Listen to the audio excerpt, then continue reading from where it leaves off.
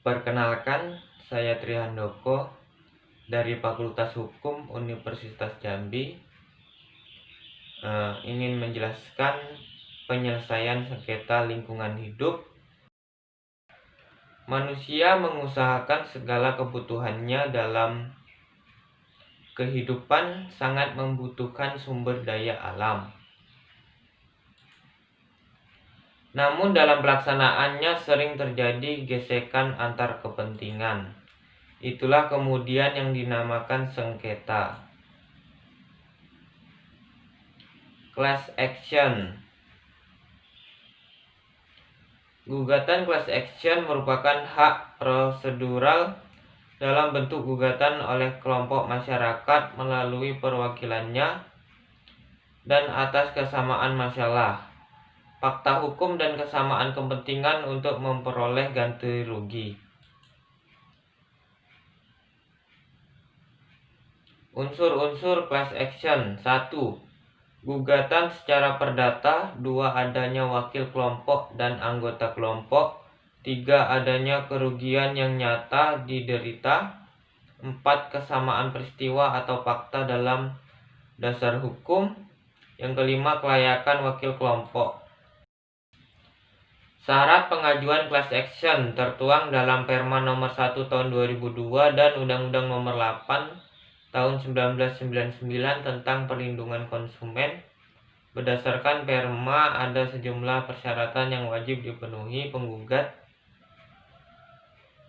Di antaranya 1. Syarat jumlah, 2. Syarat kesamaan fakta, 3.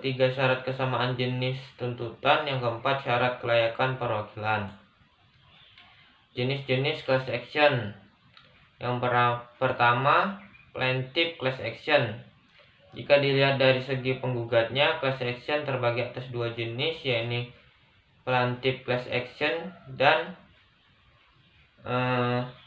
defendant class action. Yang dimaksud plaintiff class action adalah pengajuan gugatan perwakilan oleh individu maupun kelompok untuk memperjuangkan kepentingan sendiri dan kelompok dalam jumlah besar. Defendant class action berbeda dengan plaintiff class action. Pada defendant class action, pihak perwakilan yang akan melayangkan gugatan ditunjuk oleh kelompok yang akan diwakilkan. Prosedur hukum yang satu ini diterapkan di Indonesia dan di beberapa negara lain seperti Kanada, Inggris, Australia, India, dan Amerika Serikat. Yang ketiga, public class action. Public class action diajukan untuk gugatan terhadap pelanggaran hak publik. Biasanya gugatan perwakilan ini diajukan oleh instansi pemerintah yang memiliki kapasitas khusus dan bukan merupakan anggota kelompok yang mengalami kerugian secara langsung. Tolak ukur dari pengakuan class action di Indonesia yaitu dengan dikeluarkannya Undang-Undang nomor 32 tahun 2009 tentang perlindungan dan pengelolaan lingkungan hidup.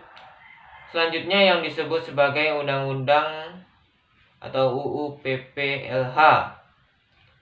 Dari tolak ukur tersebut, sejarah class action di Indonesia dibagi menjadi dua periode, yaitu periode sebelum tahun 1997 dan setelah tahun 1997.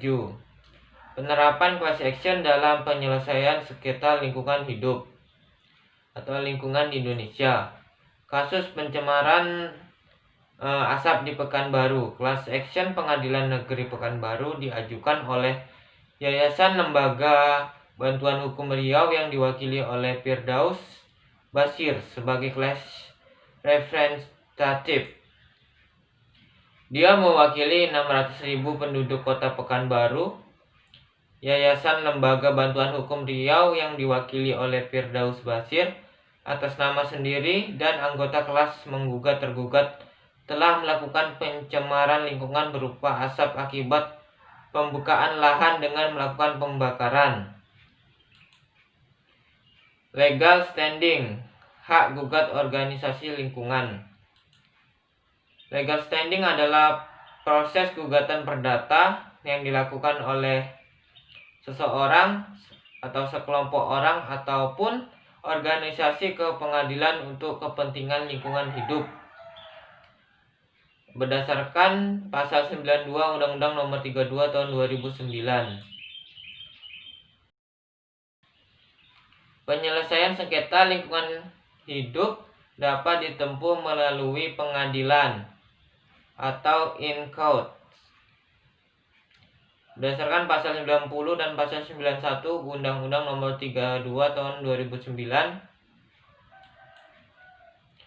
Dan yang kedua ada yang penyelesaian di luar pengadilan atau out court. Berdasarkan pasal 85 Undang-Undang Nomor 32 Tahun 2009. Bentuk-bentuk penyelesaian di luar pengadilan antara lain arbitrase.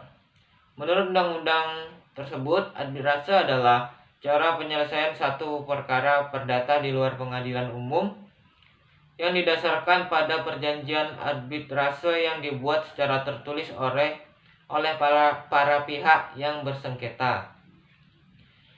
Selanjutnya, mediasi merupakan proses perundingan antara pihak-pihak yang bersengketa di mana pihak-pihak tersebut secara aktif melakukan tawar-menawar. Selanjutnya, negosiasi, proses tawar-menawar yang bersifat konsensus yang di dalamnya para pihak berusaha memperoleh atau mencapai persetujuan tentang hak-hak yang disengketakan atau yang berpotensi menimbulkan sengketa. Selanjutnya, konsiliasi diartikan sebagai usaha mempertemukan keinginan pihak yang bersengketa untuk mencapai persetujuan dan menyelesaikan perselisihan, atau bisa diartikan sebagai upaya untuk membawa pihak yang bersengketa untuk menyelesaikan permasalahan tersebut. Sekian video dari saya. Jika ada kesalahan atau tutur kata yang kurang berkenan, mohon dimaafkan. Terima kasih.